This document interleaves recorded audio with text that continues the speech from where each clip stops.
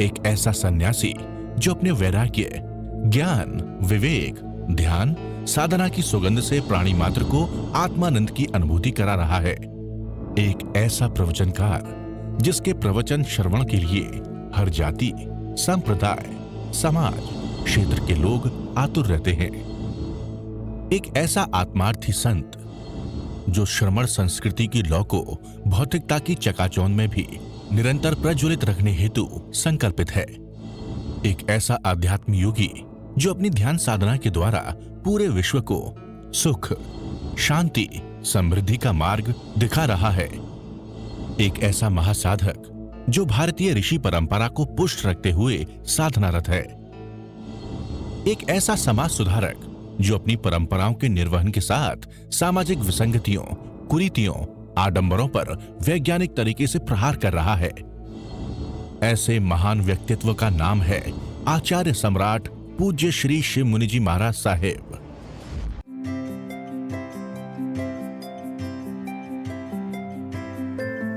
अरिहंत परमात्मा महाविद्य क्षेत्र में विराजमान, जिनकी अनंत अनंत कृपा हम सब पर बरस रही है, उस प्रभु की अनंत करुणा, अनंत मैत्री, अनंत ज्ञान, अनंत साधना को अनंत अनंत नमन, प्रार्थना, कृतज्ञता के भाव।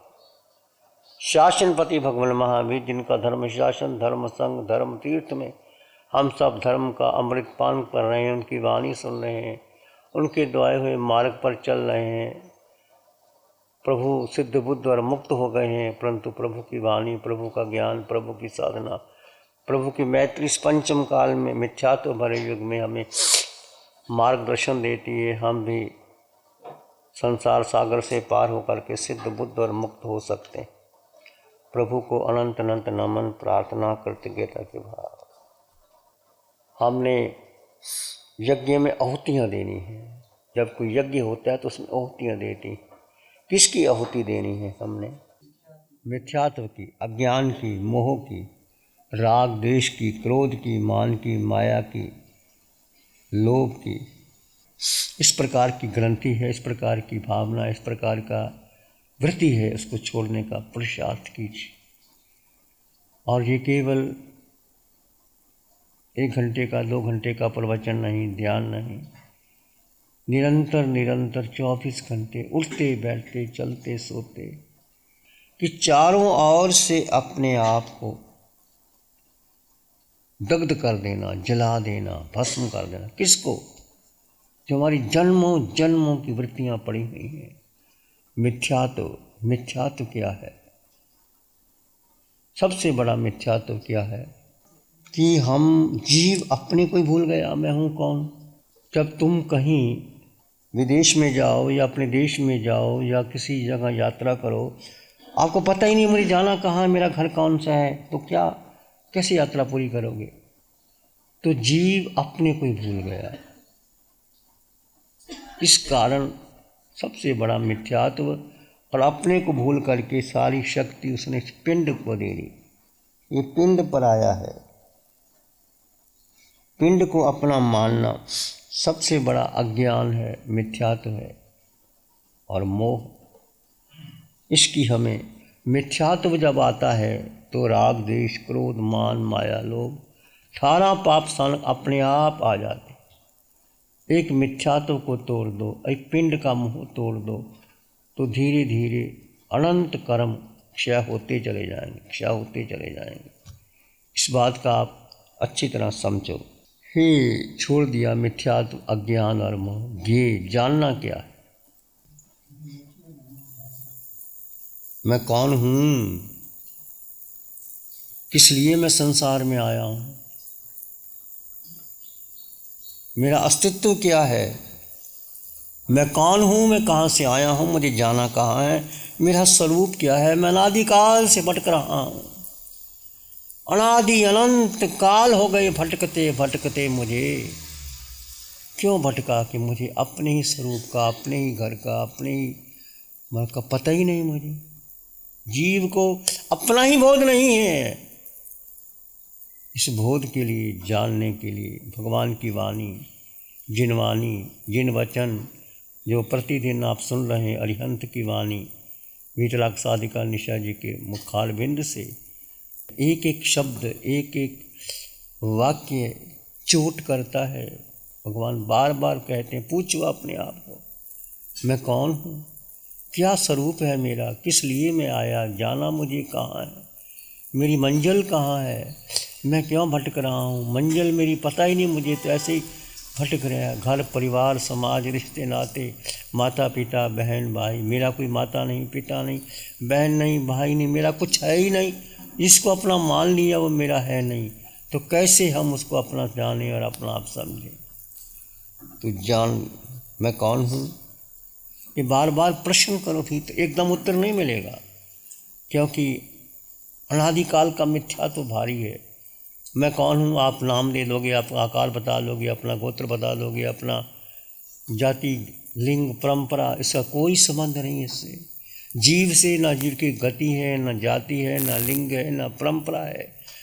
जीव अजन्मा है, मरना है, उसका कोई जन्म हुआ ही नहीं, उसको कुछ कर ही नहीं सकता कोई। अनादिकाल से जीव भटक रहा है, पर वैसे का वैसा शुद्ध बुद्ध निरंजन अजन्मा वो जीव, इसको कैसे बुद्धि के द्वारा, नो इंद्रिय की अमुक्त भाव, ये जीव ये आत्मा नहीं जान सकते, कैसे जानोगे फिर? बुद्धि के द्वारा, मन के द्वारा, इंद्रियों के द्वारा जान ही नहीं सकते। भगवान कहते हैं जब भी आप अपने स्वरूप की ओर आते हैं तो मन के पार, बुद्धि के पार, इंद्रियों के पार आप चले जाओगे, तब आप जानोगे, आप नहीं जान सकते। हे ज्ञेय उपाधेय, तीन चीज़ें, ये जानना, निरंतर प्रयास करते रहो, मैं जीवात्मा, मैं कौन हूँ, मैं आया कहाँ से हूँ। चार गति से आचार्यांग सूत्र कहता है, जीव पूर्व से आया, पश्चिम से आया, उत्तर से आया, दक्षिण से आया, 6 दिशाओं विदिशाओं 10 दिशाओं से आया जीव। वो कौन है? सो हम, वो मैं, वो जीव चाहे अरिहंतों में है, सिद्धों में है, आचार्यों में है, उपाध्यायों में है, साधु में है, नरक के नेरियों में है, पशु पक्षी में है, पृथ्वी पानी जल अग्नि वायु बृहस्पति, जहाँ भी जीव है वो मैं हूँ। गुण दृष्टि से जीव जीव में कोई अंतर नहीं। जीव ना पुरुष है, ना स्त्री है, ना वो कोई देव है, ना मनुष्य है, ना गति है, ना जाति है, बस जीव जीव है, बस उसका अपना अस्तित्व है। उस अस्तित्व को जानो, समझो, जानो। स्वरूप का बोध होना, सब कुछ मिल गया आपको, धन पद यश प्रतिष्ठा, माता पिता बहन भाई शौहरत, कोठी बंगला मकान, हीरे जवाहरात, बंगला खजाना, सब मिल जाता है। पर फिर भी इस मिलने के बाद आप परिपूर्ण हो गए? बोलो। सब मिल गया आपको, जो आप चाहते थे, आपकी सारी मन की इच्छाएं पूरी हो जाए। आपको कल्प वृक्ष मिल गया, कामधेनु गाय मिल गई, चिंतामणि रतन मिल गया, सब मिल गया, सब आपकी इज्जत करते हैं, मान करते हैं। क्या आप परिपूर्ण हो गए? क्या पाना बाकी रह गया? स्वरूप का बोध। एक स्वरूप का बोध मिल जाए, बाकी कुछ ना मिले, सब मिल गया। और सब मिल गया, स्वरूप का बोध नहीं मिला तो कुछ नहीं मिला। श्रीमद् रायचंद वाणी में कहते हैं, जे स्वरूप समझा बिना पाम्यो दुख अनंत, जे स्वरूप समझा बिना पाम्यो दुख अनंत, समझाम्यो ते पद नमो श्री सतगुरु भगवंत।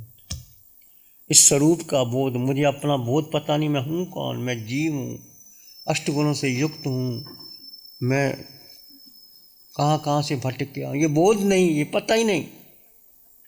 और ये बोध किसको होता है? तीर्थंकर भगवंतों को होता है, जन्मजात होता है।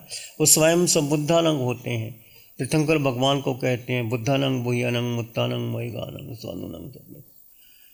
बोध को प्राप्त करते हैं, या किसी को जाति समान ज्ञान से हो जाता है, या कोई उपदेश, सतगुरु का उपदेश मिल जाए उनको बोध हो जाता है, फिर संसार को ठुकरा करके वो उस मार्ग पर चल जाते। स्वरूप का बोध होना सबसे बड़ी याद है। ये उपाध्याय क्या है? जब स्वरूप का बोध हो गया तो फिर क्या करोगे? स्वरूप का बोध होने पर उसमें प्रतीति करना। तम धम्मं सदयामि पतयामि रोयमि फासेमि पालेमि अनुपालेमि। तम धम्मं सदयामि पतयामि रोयमि फासेमि पालेमि अनुपालेमि। ये गाथा है। वो धर्म, उसमें श्रद्धा करना। सदयामि पतयामि प्रतीति करना, पतयामि रोयमि रुचि करना। श्रद्धा, प्रतीति, रुचि। पतयामि रोयमि फासेमि पालेमि अनुपालेमि। स्पर्श करना, अनुपालन करना। बार बार शब्द, उसके एक एक शब्द का गहरा गहरा गहरा अर्थ होता है। तम धम्मं सदयामि पतयामि रोयमि फासेमि पालेमि अनुपालेमि। तम धम्मं सदयामि पतयामि रोयमि फासेमि पालेमि अनुपालेमि। तम धम्मं सदयंतो पतयंतो रोयंतो फासंतो पालंतो अनुपालंतो।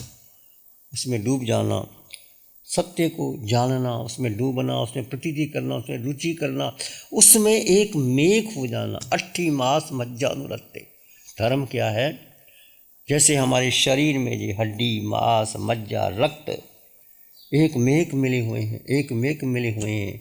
और जो कुछ भी आप देते हैं, आहार देते हैं, सबको अपने अपने स्थान पर मिल जाता है। मुख से कवा लेते हैं और सबको अपने अपने स्थान से मिल जाता है। उसको हड्डी, मांस, मज्जा, रक्त अपना अपना स्थान ले लेते हैं। ऐसे धर्म जब आपके अंतःकरण में आ जाता है, आपके अंग अंग में आ जाता है, रोए रोए में आ जाता है, फिर आप उसमें जीने पर आपकी श्रद्धा प्रगाढ़ हो जाती है। फिर आपको कुछ भी चीज़ अच्छी नहीं लगती। इसलिए तत्वास सूत्र में सम्यक दर्शन ज्ञान चरित्राणि मोक्ष मार्ग, 3 बातें मोक्ष ले जाती हैं। सम्यक दर्शन, सम्यक ज्ञान, सम्यक आचरण मोक्ष का द्वार है, मोक्ष की कुंजी है, मोक्ष का दरवाजा है, मोक्ष महल की छत है, ये आधार है, उपाय है। फिर रुचि किस में होगी आपकी? जब आपको स्वरूप का बोध हो गया, फिर रुचि किस में होगी? फिर आपका जीवन कैसा हो जाएगा? फिर कैसा जीवन जियोगे?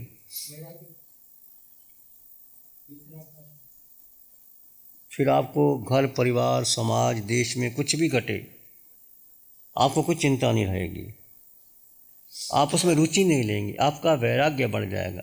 त्याग, मिथ्यात्व का त्याग, फिर वैराग्य, फिर वीतराग।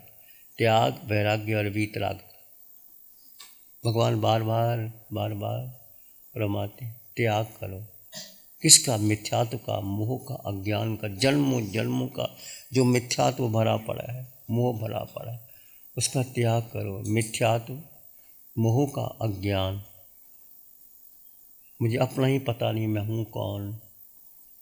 और फिर वैराग्य आता है। वैराग्य आता है तो संसार में कुछ भी मेरा है ही नहीं। घर, परिवार, समाज, देश विदेश में क्या हो रहा है, फिर आप उसमें रुचि नहीं लेंगे। फिर आप बहिर्मुखी से अंतर्मुखी की ओर हो जाएंगे। भगवान महावीर के जीवन को देखो, भगवान ऋषभदेव के जीवन को देखो, भगवान पार्श्वनाथ के जीवन को देखो। दीक्षा लेने के बाद भगवान ऋषभदेव 1 वर्ष तक, 13 महीने तक बोले तक नहीं। किसी को विधि नहीं बताई, किस प्रकार की विधि होती है आहार की। भिक्षा के लिए जाते हैं, वापस आ जाते हैं। राजा थे, कोई उसको हीरे जवाहरात देते हैं, कोई बेटी देता है, कोई आभूषण देता है, कोई जो उनके पास धन पद या सब देते हैं। भगवान वापस आ जाए। भगवान को इससे मतलब कोई नहीं था। कैसे 13 महीने के बाद वो उनका अभिग्रह फलता है और कैसे वो इक्षुरस श्रेयांश कुमार को स्वप्न आता है। ये अक्षय तृतीया में आप सब सुनते हैं, जानते हैं। कितनी कठिन कठिन परिस्थितियाँ आती हैं जीवन के अंदर। चाहे तीर्थंकर कर्मों का बंधन करते हैं, या आप करते हैं या मैं करते हूँ, भगवान कहते हैं कड़ान कम्मा न मोखा थी। जो कर्म जिस स्थिति में बांध लिया, उसका भुगतान तो देना ही होगा। उसका भुगतान आपको करना होगा। भगवान ऋषभदेव ने भोगा, भगवान महावीर ने, भगवान पार्श्वनाथ ने, कृष्ण ने, राम ने, सब ने। जैसा जैसा कर्म था, गस्सो कमाल के जीवन को देखो, किस प्रकार वो कर्म बांधते हैं और कैसे भोगते हैं।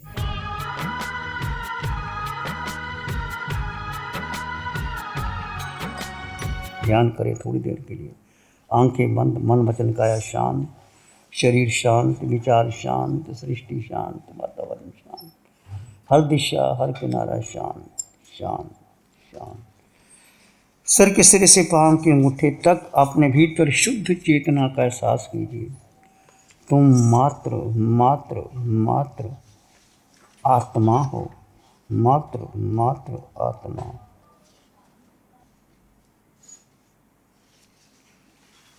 आकार में निराकार आत्मा, शुद्ध आत्मा, पवित्र आत्मा, निर्मल आत्मा, वो तत्व जुदा जुदा है। भेद विज्ञान की साधना कीजिए। आकार में निराकार आत्मा, विचारों के पार, बुद्धि के पार, इंद्रियों के पार अपने में स्थित हो जाइए। कोई विचार आए तो आने दे, जाए तो जाने दे।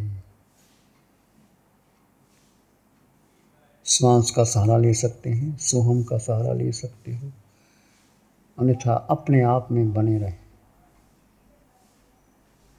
किसी विचार को महत्व ना दें। विचार तुम्हारे अपने बने हुए हैं। तुम अपने में स्थित रहने का पुरुषार्थ कीजिए। इसी में एक लंबा गहरा सांस लें। अरिहंत परमात्मा के चरणों में अनंत कृतज्ञता ज्ञापित करें। एक और लंबा गहरा सांस।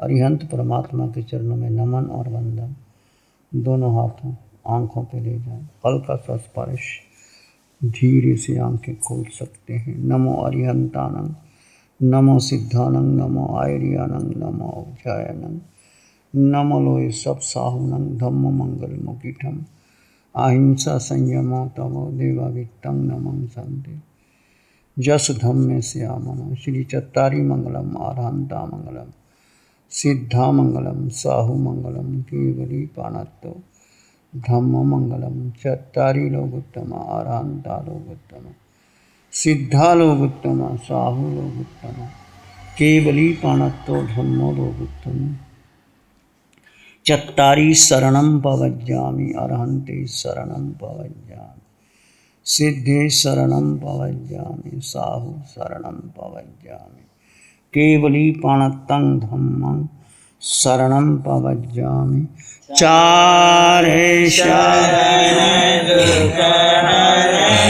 जगत में और न शरणा कोई होगा, जो भव्य प्राणी करे आराधन उसका अजर पर होगा, उसका सदा ही मंगल हो। पिछले 60 सालों से केजीओसी ग्रुप अपनी 4 ब्रांड कोहे, कंगारू, म्यूनिक्स और माइल्स के माध्यम से हाई पोजीशन प्रोडक्शन के द्वारा दुनिया में जाने माने लार्जेस्ट मैन्युफैक्चरर्स में से एक है। जैसे staplers, staple remover, paper punch, gun tacker, app tool, geometric tools, stitch wire और किचन में यूज होने वाले प्रोडक्शन से दुनिया के लगभग हर देश में उपलब्ध है। ये प्रोग्राम केजीओसी ग्रुप के सौजन्य से प्रस्तुत है।